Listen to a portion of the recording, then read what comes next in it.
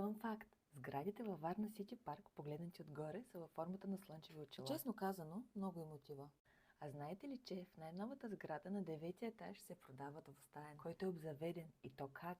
За гледката няма да споменавам, тя сама говори за себе си. Тук дори и стълбището има гледка. Да, точно така, дори и стълбището. Комплексът си има и минерален басейн. И не е този, който ви показах преди малко. Хайде сега обратно за апартамента, че иначе няма да ни стигне времето. Дневната с кухнята е 34 квадрата. Има място за остров, за маса или за и двете. И още нещо, което много ми харесва. Няма сложни пердета или штори, за да може бъдещия собственик да ги избере изцяло по свой вкус. Спалнята е от онези, в които сутрин първо виждаш гледката и чак след това си спомняш, че трябва да ставаш. Каквото и да кажа за банята, ще е малко, затова просто enjoy. Апартаменти като този трябва да се усетят на живо, затова обадете ми се.